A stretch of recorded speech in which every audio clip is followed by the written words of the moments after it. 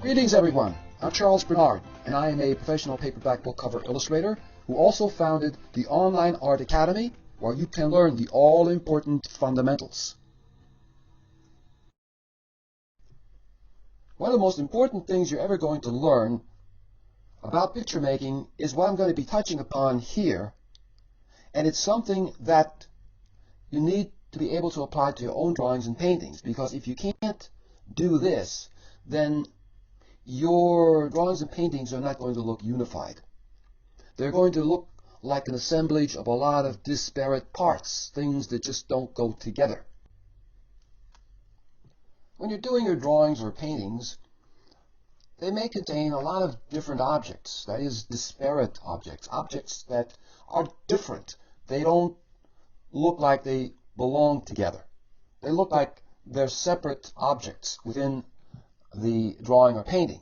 And if they look like they are separate objects, like they don't belong together, then you have a bad drawing or painting because it lacks unity, because it lacks a relationship between those different objects. And drawing and painting is all about establishing relationships. And that about sums it up. If you know how to relate objects, then you can achieve a unified whole. And that means that everything seems to hang together, hold together. A cohesive whole is the result.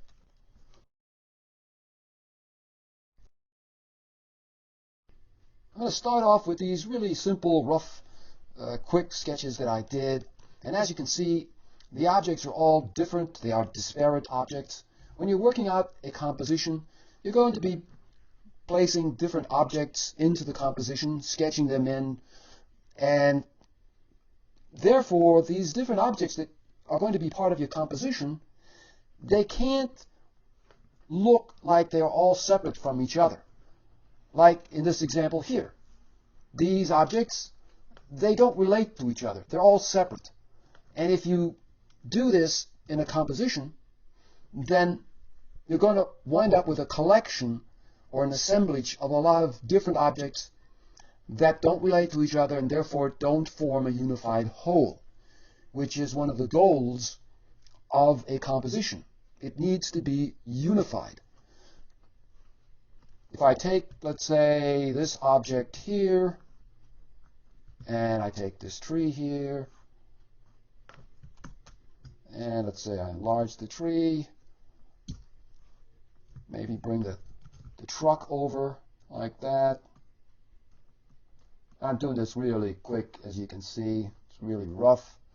And maybe a chicken over here, so that chicken has to be made smaller. Now, this rough composition here has objects that are all different. They don't relate to each other. There's no connection one with the other. And if you do that, you're going to end up with a bad composition, like this one.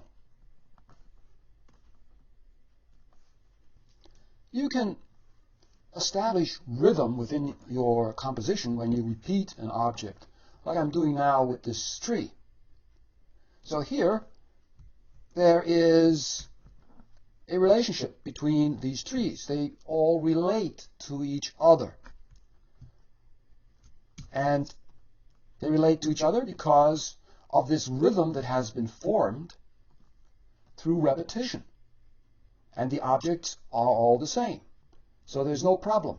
You establish rhythm by repeating an object, whatever that object is, and that repetition of the object establishes a connection between all of the objects that you repeated. Here you have the same shape, the same object, it's a tree. So there's a connection between these trees. But if you have different elements like this, in this example, where there is no rhythm because one object, such as the truck maybe, or the tree here, hasn't been repeated. It's through repetition that you establish a rhythm. But when you have different objects like this, you can still establish a rhythm. When those disparate or unlike objects have similar shapes. even though they are different objects, they nevertheless have similar shapes. And therefore, a connection is then formed between those dissimilar objects. And I'm going to be showing you examples of what this looks like in this video. To establish a rhythm that relates objects one to the other, you can either have repetition of shape and object, like you see in this example. The object of a tree is repeated, and the shape of that object is repeated. Or you can have repetition of shape, but variation of object. So you can have different objects, like you see here, but the shape is repeated. In this case, of course, that hasn't been done. But in the examples to follow, I'll be doing that. I'll be using this principle of repetition of shape, but variation of object, to relate unlike objects to each other. In addition, as you'll see, I'll also include repetition of shape and object, like you see here, but the object is going to be the mountain. So the mountain will be repeated, and the shape of the mountain will be repeated. And I'll be applying repetition of shape and variation of object, which means that the objects are going to be unlike each other, like you see in this example here, but they will be sharing a similar shape. So the shape is being repeated in different objects, thereby relating one to the other, even though they are unlike each other, and setting up a rhythm of shapes.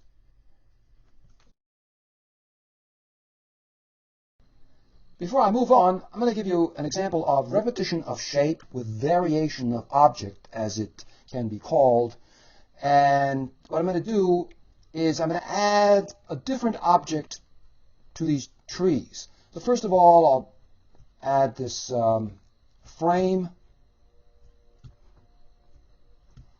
And let's say these trees are by a river, and then way in the distance there are some hills like this. And then right over here where the water is, what I think I'm going to do is add a boat and a mast and a sail, like that.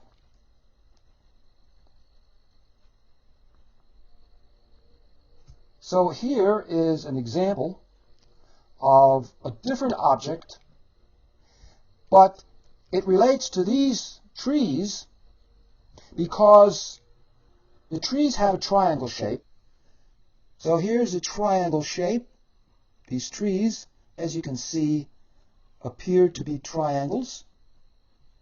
Now, the sailboat, being a different object than a tree, still relates to the trees because it too has a triangle shape that you can see here in the sail.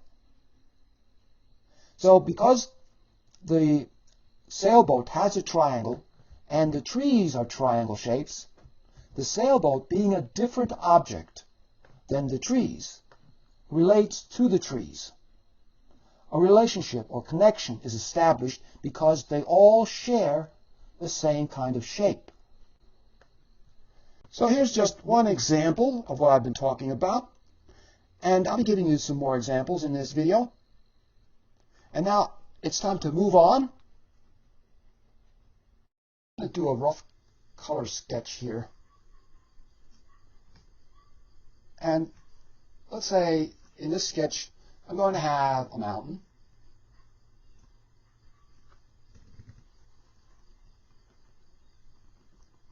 And I'm going to have a figure. Not sure yet what the pose is going to be.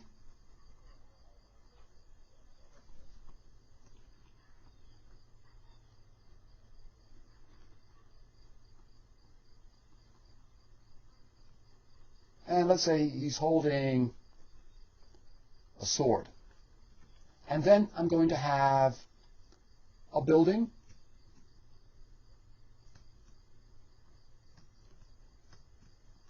Not sure yet what the building is going to look like.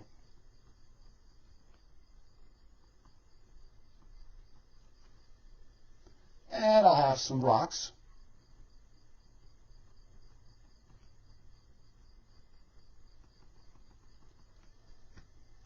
And I'll have some birds. What needs to be done is that these disparate elements, elements that are different from each other, a mountain is not a figure, and a figure is not a building, and a building is not a bird, and a bird is not a rock. They are all different objects.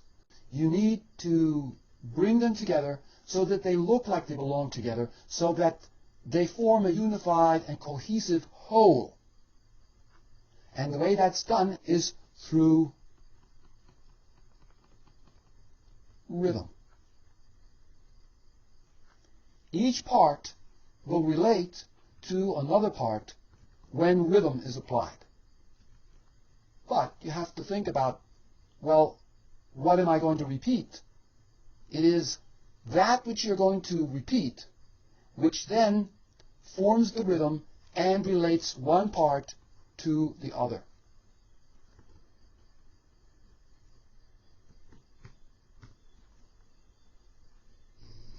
So the element that is repeated is the unifying element of the composition. And without this unifying element, the composition or picture falls apart. It doesn't hold together. It is not, therefore, a cohesive whole if you don't have that unifying element. And the unifying element can be more than just one element. It can be color, value, texture, pattern, line, shape, and so on. And usually all of these are used to create a strong, unified whole.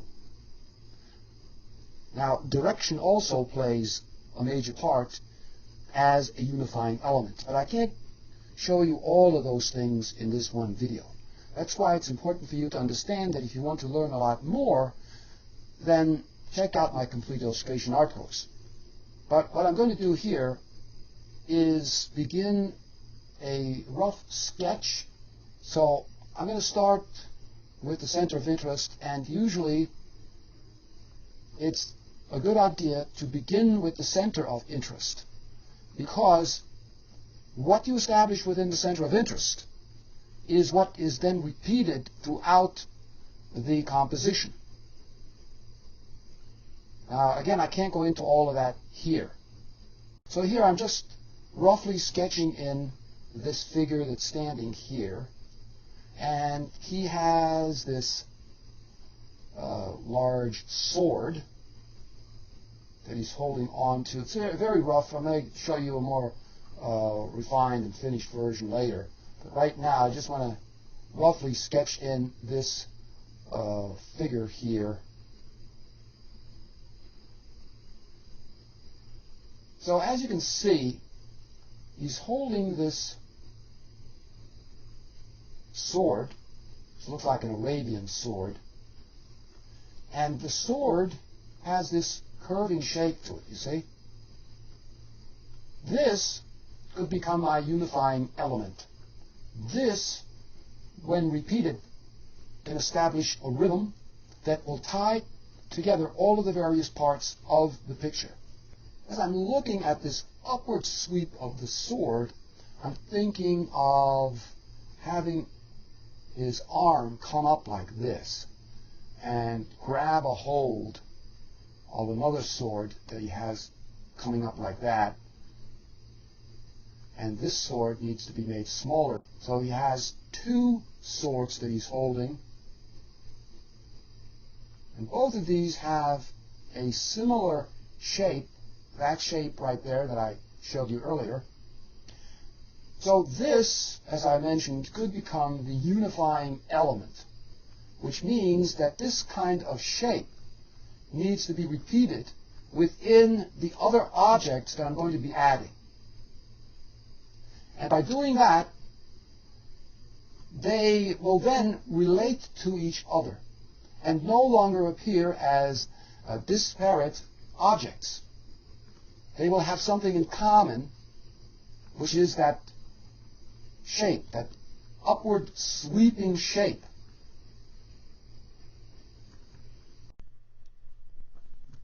The changes I'm going to make to the mountain and the building, for example, will be based on this idea of the shape of the sword, which actually should be wider like that. But this is just a rough sketch to give you a rough idea. And therefore, the mountain is going to have to look somewhat similar to the shape of the sword.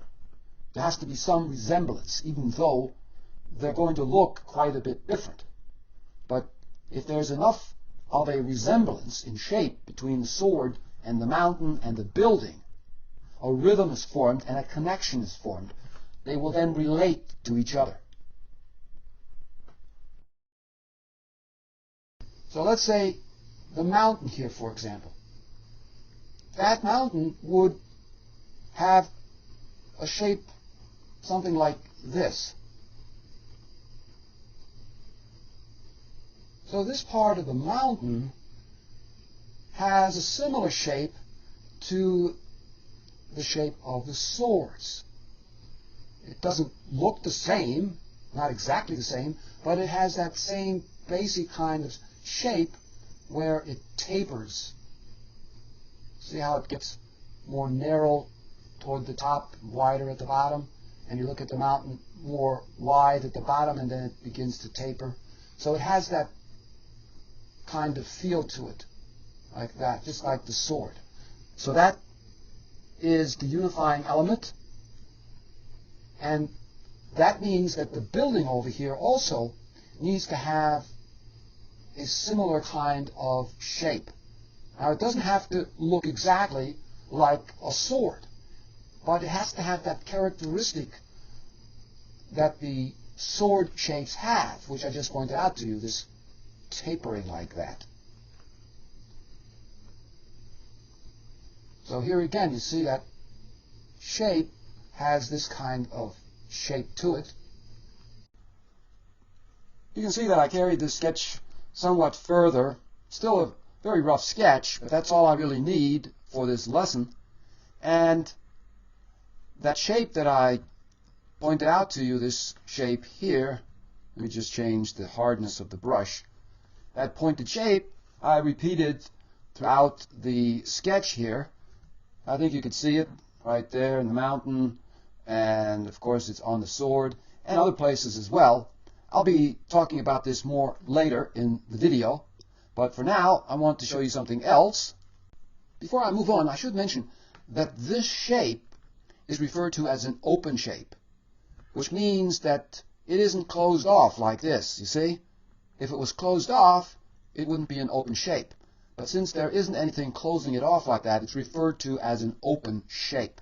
And that's what's repeated throughout the picture. When you're working out a composition, you also need to think about what the value pattern or tonal structure is going to be. So you could do that with quick thumbnail sketches.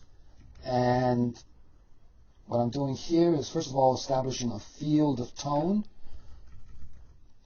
placing that tone over the entire picture area like that, and then I can go in there with other tones or values and start working out some kind of value pattern, like this, for example. Let's say the figure is dark in the foreground, and the building over there is also dark, and then I'm going to add a lighter value, maybe a rim light, on the figure as well as on the building. Since the building is on fire, there's going to be a lighter value there. And then over here, there's the moon, and the mountains are going to have a lighter value on them. So basically, the background here, where the mountains and the sky are, they're a middle value. Then you have the dark value on the figure, and then a light value on the figure, and a light value on part of the building. So I think that's the value pattern or tonal structure that I'm going to be going with. What I'm going to do now is jump ahead and show you the finished rough color sketch that I did from this rough sketch.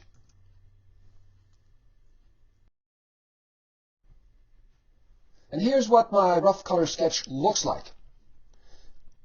As you can see, when looking at the painting, the shapes that I talked about, which relate different objects to each other, and that's that shape, has been applied throughout the painting here. And you can see that pointed shape right there, and in the mountains, of course, and the one further back, also over here. This one's going in the opposite direction. And then the building also has that pointed shape, that curved pointing shape. And then here where the sword is. But you can see that the shape has been varied in size and in width. This shape here is wider. Where the sword is, it's more narrow. This shape here, where the sword is much more narrow than the shape of this sword. There's a variation here also. And the sizes are, of course, different. The size of this pointed shape is smaller than that size. So I've introduced variation as well as unity. The unity results from the repetition of this pointed shape over and over. The variation results from me changing that shape's size and width, and that's where variety comes in. If I repeated that pointed shape exactly the same throughout, then I would have too much unity. There is such a thing as too much unity, and too much unity results in boredom. Therefore, variation has to be introduced, just like I pointed out to you, to make the painting more interesting and to give the painting that variety. Now that shape also occurs here in his cape and down here in smaller sizes. Also on the dragons. The dragon's wing has that kind of tapered, pointed shape to it. And even over here where the smoke is, you see? Where the hair is as well, seems to taper like that. And right here on his costume. By using this shape on the different objects within my painting, I'm relating those different objects to each other through shape. So therefore, the mountain, which is a different object from the sword, and the sword, which is a different object from the building here, and the building, which is a different object from the mountain, and the mountain, which being a different object from the dragon, and then the dragon being a different object than the figure here, all of those different objects are now related one to the other through this repetition of the pointed shape. So what I've done is I've used unlike objects within my painting. They're not alike. They're not all mountains. They're not all swords. They're not all dragons. They're not all buildings. They're different objects. They are unlike each other. Therefore, they're disparate objects. And when you have objects that are unlike each other, you have to find a way through which you can relate one to the other to form this unified whole so that the painting looks cohesive. So it looks like everything is holding together. All those different unlike elements are all holding together. They're forming a cohesive whole. They're not flying apart. So by repeating a shape like this in those different elements, in those different objects, you are relating one to the other. You're forming a connection one with the other. So therefore, this is a very important principle to apply to your drawings and paintings. If you can understand this and apply it, you will see a dramatic difference in your drawings and paintings. However, what you also need to understand is that you can't just rely on shape to form these relationships, because there are other properties involved besides shape, which is one property of an object. An object has different properties such as texture, shape, color, value, and so forth. So you also have to use those other properties in a rhythmic way, just as I've used shape here in a rhythmic way to relate all the unlike or different objects to each other. I can't really go into showing you how all of those other properties of an object are used to relate one object to another. You can't learn everything from one video. That's why you have to take an entire art course to really get all that additional knowledge that you just can't get from one video. In addition, what you have to understand is that you can't just use one kind of shape, because if you do that, then there's going to be a monotony. Even though you've introduced variations of that shape like I've shown you, using only one kind of shape over and over again, even with variations, isn't interesting enough. And we as artists have to be able to create the most interesting, visually exciting picture that we can possibly make. So therefore, you have to introduce an opposing rhythm, a contrasting rhythm, to that dominant rhythm. And in this case, the dominant rhythm, as you know, is this pointed shape here. So what I've done in order to introduce a different shape, I've added the circle shape here that can be seen in the moon. And I've repeated it so that there is also a different rhythm, a rhythm of circles with variation. So here I have the circle, which is the moon, but then right here, you see, there's an oval which relates to the circle. And if you look down here on his costume, there's an oval here. Also down here, where his boots are, that's an oval. And then right here's another oval. And when you look back here, where the building is, there's a circle right there, and a small circle here. And even right there, there's a tiny little circle right there. So I've created a rhythm of circles and ovals to act as a relief to all of those pointed shapes. So when you use this opposing shape, you have a counter rhythm that you've established. You have rhythm and counter rhythm in a painting. And the rhythm of shape is not the only rhythm that you establish. As I mentioned, there are many other properties to an object. And therefore, you also need to establish a rhythm of color, a rhythm of saturation of color, a rhythm of values, a rhythm of texture, a rhythm of pattern, a rhythm of the temperature of the color. So in my painting here, for example, there is a rhythm of temperature. A cool temperature is repeated throughout the painting. But then there's also a warmer temperature that's been repeated, which is found on the figure and on the building here.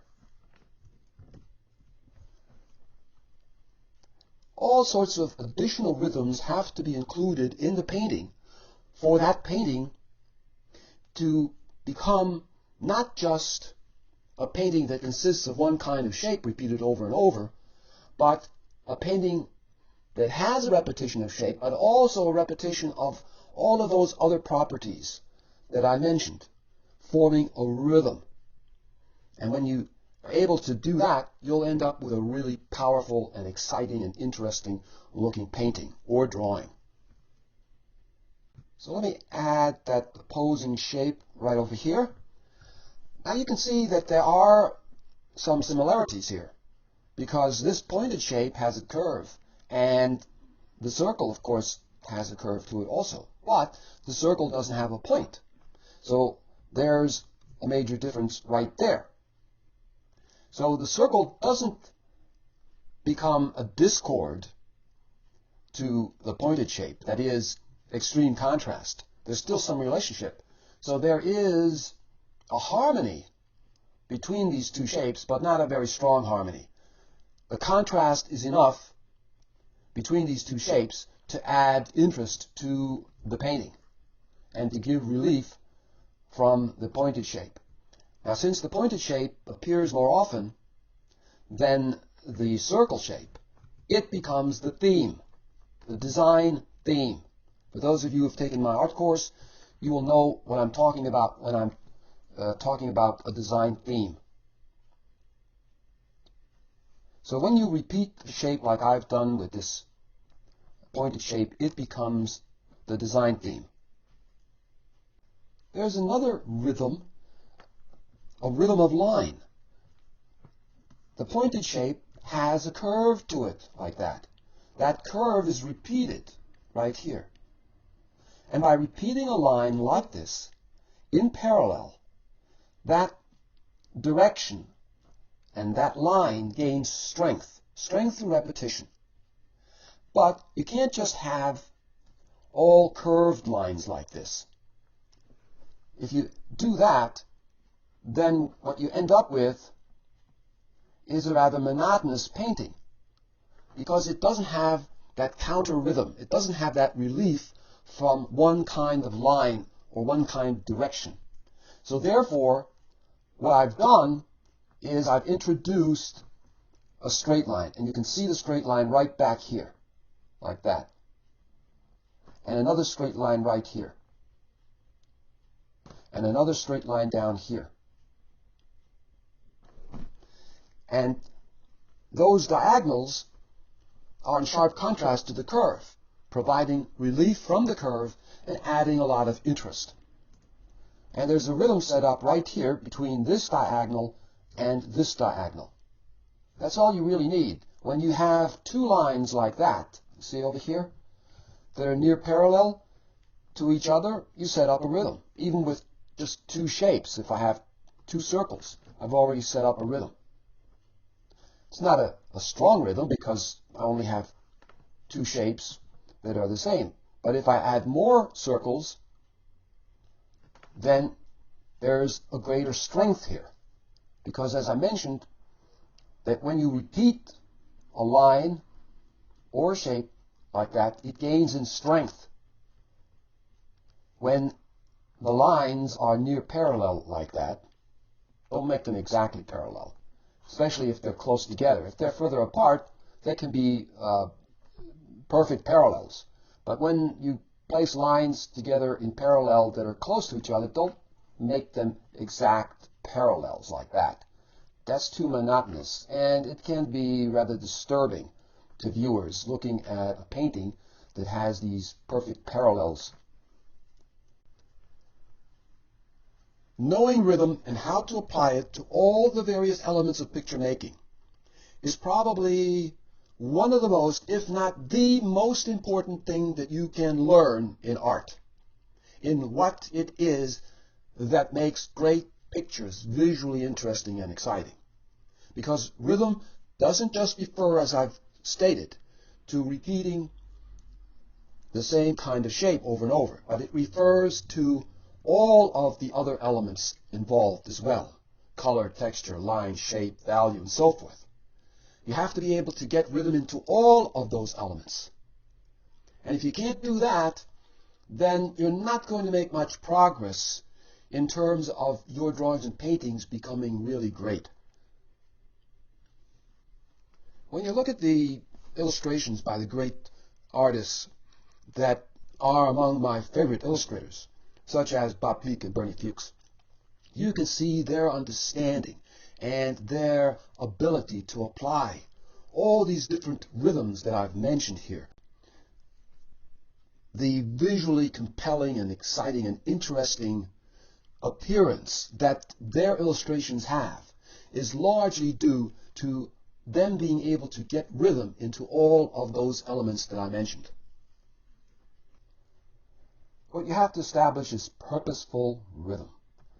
Look at my painting here again, and you can see this upward sweep right there like that. Now that upward sweep needs to be strengthened.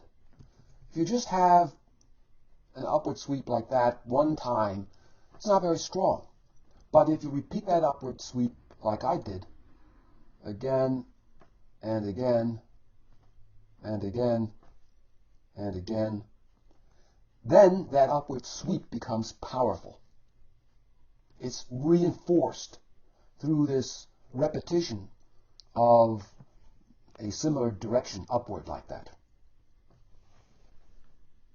If after watching this video you're beginning to understand the importance of rhythm, and you try to apply this knowledge to your own drawings and paintings, but not using the same shapes that I've used here. Rather, you come up with your own motifs to form a rhythm. And if you're able to do that and apply what you've learned in this video, I think you're going to see a dramatic difference in your drawings and paintings. But I have to tell you, it's not easy. Becoming a really good artist, being able to paint and draw really great pictures, is largely a matter of gaining more and more understanding, more and more insight into what is really important in picture making and what it is that is going to make great pictures. And it's not just all about what the concept is. So many beginners, they'll focus on the concept. But even if you have a great concept and you're not able to present that concept in an interesting, compelling, and exciting visual way, that concept isn't going to attract the viewer and hold his or her attention. It's not so much what you say in art, but how you say it. Concept, of course, is also important, but if you don't know how to make it visually interesting, then you're not going to hold the attention of the viewer. And making a drawing or painting really interesting can be done through rhythm. Now, some parts of the painting have a more obvious rhythm, which can be seen here in the mountains, because the mountain is an object that is repeated again and again like that. But then you have that same rhythm showing up in other objects, as I pointed out to you, where it's not a matter of repeating the same object again and again to form a rhythm, but rather to get that particular shape that is repeated in an object like the mountains here in other objects, like I've done here. So in one sense, you can establish a strong rhythm by just repeating one object again and again, like I've done with the mountains. Or it could be, like I showed you earlier, a tree, for example, like this again and again. That's an obvious rhythm. You can easily see that. But then, this same shape, as I've shown you, this triangle shape, can then be repeated in different objects where the rhythm doesn't become as obvious as it does when you repeat one object like this again and again to form a rhythm. So some paintings will have a more obvious rhythm like this, while others will have a more subtle rhythm, where you don't immediately see what that shape is that's being repeated in all different objects. Let me give you a quick example in which shape isn't used to relate different objects to each other. I'm going to do a quick sketch here. Let's say there's this spaceship and it's crashed. And then over here, there are some trees. Again, using the pine tree as an example. So I'm repeating the tree, setting up a rhythm through this repetition of the tree. Now the spaceship is a different object, of course, than the tree is. And the question is now, how do I relate the spaceship to the trees without using the same kind of shape that is found in the trees here, the triangle shape? I want to keep the triangle shape, and I also want to keep this more curved shape that you see here. So one way to do it is the way I showed you earlier in the video, by setting up a rhythm of color, which means repeating the same color. And it can, of course, be repeated with variation. So if I use a green, of course, for the trees, like that,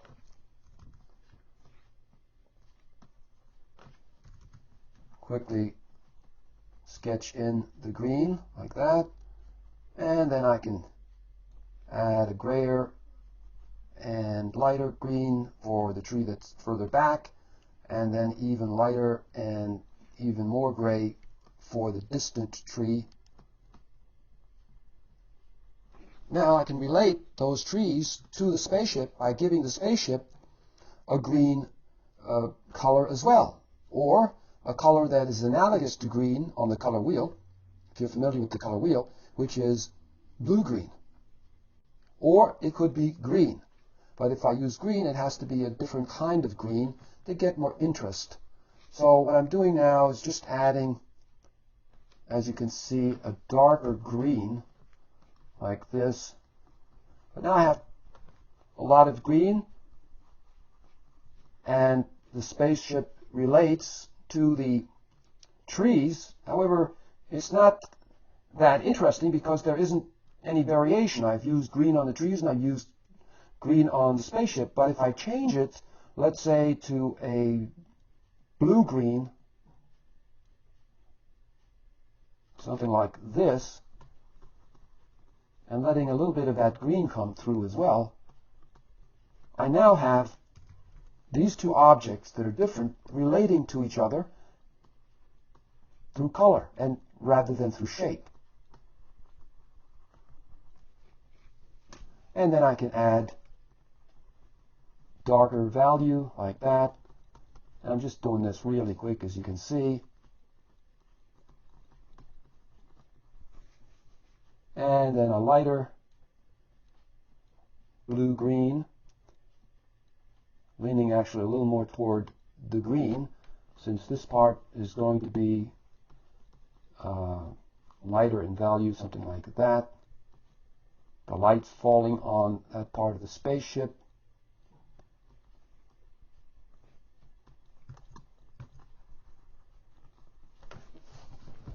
The ground can be a different color, say an orange. Makes that spaceship stand out nicely. Cast shadow added. And the sky could also have an orange color or yellow-orange. Doesn't have to be blue. Be more imaginative with the color in the sky. Don't always make the sky blue.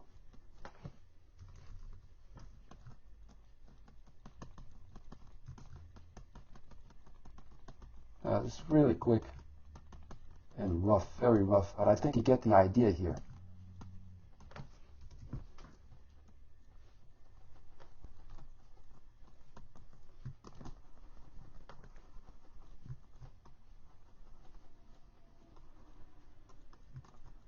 Make the shape a bit more interesting. So I carried it a little bit further, made a few changes to it, blew up the size of the spacecraft, as you can see. But I think you can see with this rough example here that the trees are related to the spaceship, even though the shapes are different. I didn't repeat the same shape like I did here in my painting in order to relate different objects to each other. Here I just used color. The green on the trees repeated on the spaceship, but with variation. That is, instead of green, I used blue-green. Green and blue-green are very closely related. So therefore, a relationship has been established between the trees being of a different shape than the spaceship. Spaceship has more of this curving shape to it, while, as you know, the trees have more of a triangle shape to them. So here's an example in which I didn't use the same kind of shape to relate one shape to another, or one object to another, that are different. So with this example, I'm showing you that you don't always need to relate different objects to each other by repeating the same kind of shape like I did here. There are different ways through which one object can be related to another. But the thing is, the more of these elements of design, shape, line, color, value, direction, texture, the more of these that are repeated in the different objects and the objects that are unlike each other, the stronger the relationship between those different objects will be. The more they will hold together, the more cohesive the whole picture is going to be, the more unity it will have. It will have greater strength. Now, rhythm is one of those essential fundamentals that you need to understand. I think with this video, you will have gained some insight into the importance of rhythm and how rhythm can be made to relate objects that are unlike each other and end up with a strong, powerful, unified, and harmonious composition.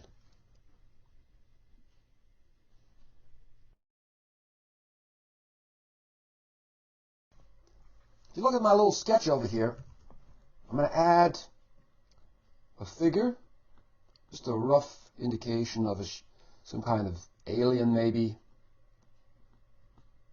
Maybe he has a tail.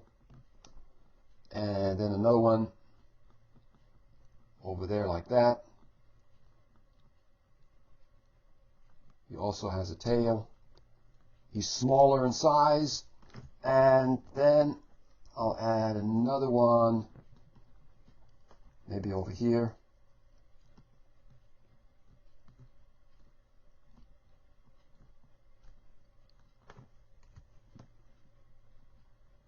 And let's say he's holding something. Maybe it's some kind of probe or something that he's checking the ground for something.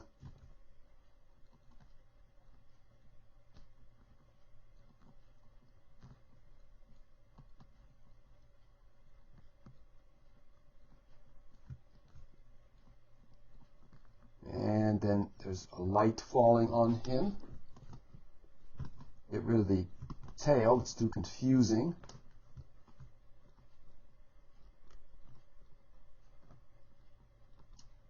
So there are these different figures here. And by adding these figures, I've added an additional motif that has been repeated. And that motif is the motif of the figure. Then I have another motif that has been repeated. And that, of course, is the tree.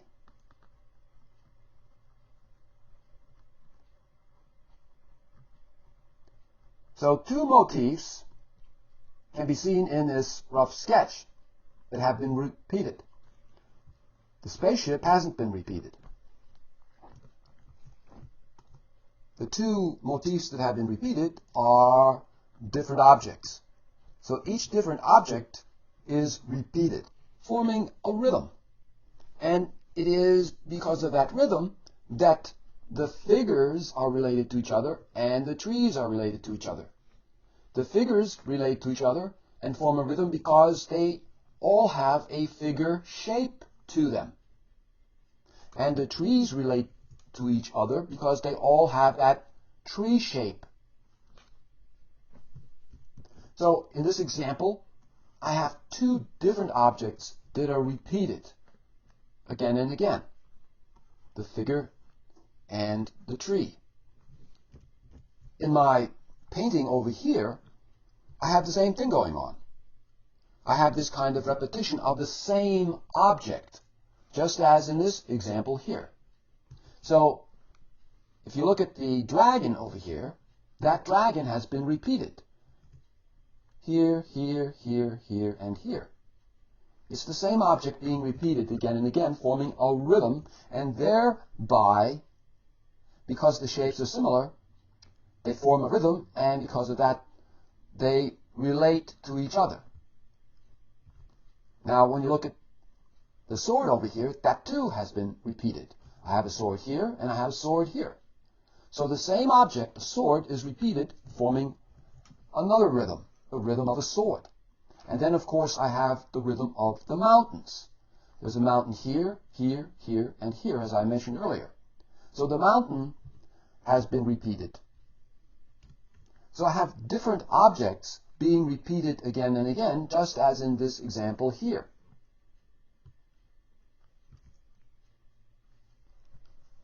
Now, in this example, there is this repetition of different objects that I just pointed out to you.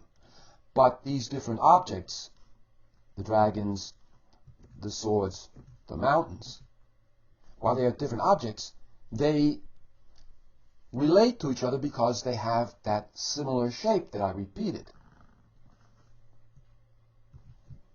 In this example here, I repeat different objects, but I don't give them a similar shape.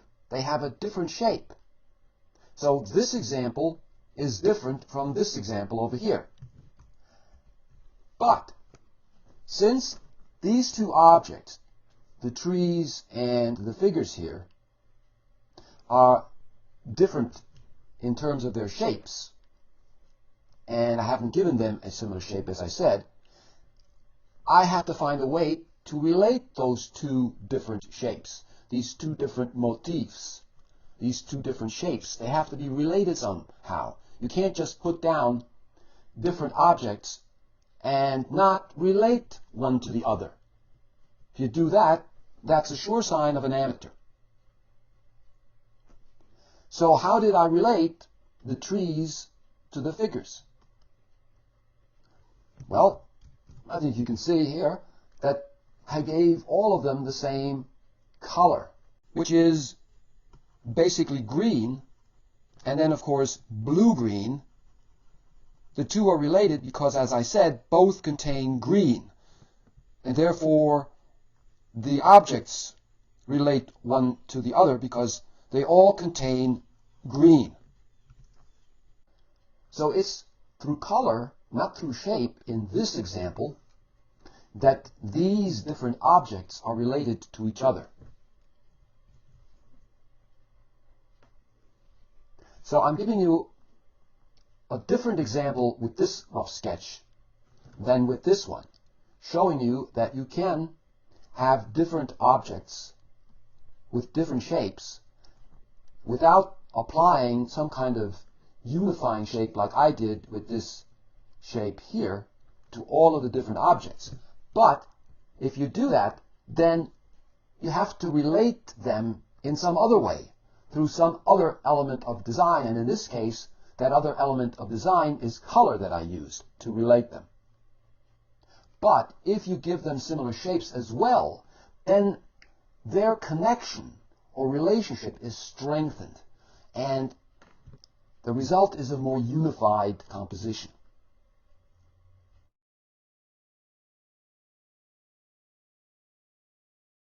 There are more things that need to be done on this rough sketch. It's just a rough sketch after all. When you're working toward a finished painting, there are many additional things that you need to apply, many things that I can't go into here. But what I can mention is that right now this is a little sketch that should have more color variety to it than what you see here. Although I have the orange and the blue-green here, and also there's green, and therefore there's a rhythm set up of a hue rhythm as it's referred to. So there are many additional things that I can't go into here that you really need to learn about. So more color variety needs to be established, but you can't lose the relationship between the different objects. They need to relate to each other. In spite of, let's say, adding additional variations here to create more interest through color. One of the things I can do right now, you see this red, that's a red accent, and the eye is drawn here. But let's say I want the eye to be drawn more to this figure here. what I can do is eliminate that red. First of all, I'm going to put it on this figure here, like that. And now I'm going to eliminate that red on the spacecraft, like this. And you see, by placing the red on the figure, attention is now directed more to the figure here. So the figure becomes the center of interest through this red color accent that I added. And I think I'll also give him a red cap and a bit more saturated in color, something like that. Now the point here is that I've established a center of interest through local color differences. The figure has red on it, and then he's placed against a tree that is green, but it's a low saturated green, so it doesn't look a lot like green. And there's green also on the figure. So now, even though I've introduced different colors on this figure here, the red, one is a little bit more saturated, the other red is a bit less saturated. So even though there's a different color on this figure, the figure still relates to the trees back here, because the figure still has green on it. So you see, you can add different colors as long as some of that color still relates to the color of some other object. A relationship, therefore, is still maintained, and I can have more color variety. See, these kind of things are very important to know. Now, what I also want to point out to you is that the repetition of shape, establishing a rhythm through this repetition of shape, is probably the most powerful way through which a relationship between objects can be established, and a unified whole therefore results. So what I want to show you, what I'm talking about is, let's say, for example, I have this triangle, have another triangle, and another triangle. And then over here, I have a square, a rectangle, let's say, an oval, and a triangle. Now, looking at these two groups here, which one do you think looks more unified and expresses a rhythm? Of course, it's this group here. When you put objects together that are the same, as I've been showing you in my video, a rhythm is established. But when you look at this, that doesn't look like there is a rhythm there, because each shape is different. There's no relationship between these objects in terms of shape, but there is for these shapes here. And the rhythm can be immediately seen, because shape is one of the best elements of design through which rhythm can be established and made clear. This group can be made to relate to each other, even though the shapes are different. And I showed you this up here in this example. The way they can be related to each other is, of course, as I've been showing you, by repeating the same color. So here you have a rhythm of color, of hue specifically, but no rhythm of shape. So there is a relationship between these objects. One relates to the other, but there isn't a very strong relationship between them, because it is only through color that they are related. Now, if I do the same thing over here, I apply green to each one of these triangles like this. Now, in this example, I have a rhythm of hue, the green is repeated, but I also have a rhythm of shape, because the triangle has been repeated. So in this example, there is a stronger connection between these shapes than in this example. A stronger unity is established here than in this example. And this is what I've been talking about, as well as this, different shapes, different ways of relating elements, in this entire video. If you've understood what this video is all about, then you're way ahead of the game. And if you're able to apply these things, then you can see a dramatic difference in your drawings and paintings. But if you don't yet fully understand this, and I can understand why, because there are things that take a little while to digest and to begin to understand. But once you do understand this, once you really get this, the importance of it, and are able to apply it, your drawings and paintings are going to become really, really good. Because this is one of the most important things you're ever going to learn about picture making. But you also need to see more examples and learn those additional things that I can't cover here in this one video. But even with the limited amount of knowledge that you've now gained through this video about this important subject, and you're able to apply this, you're going to see dramatic differences, as I said, in your work. If you want to learn all those additional things that I can't cover here in this video, if you want to learn the fundamentals and all of the elements of picture making, if you want to become an illustrator or a concept artist or even a fine artist, it is the fundamentals that you need to learn and be able to apply. And if you can't do that, then your work is going to remain at the amateur level. But with hard work, with lots of study, with trying over and over and over again to improve your work, to get these things into your work, you're going to make progress, and your drawings and paintings are going to get better and better and better.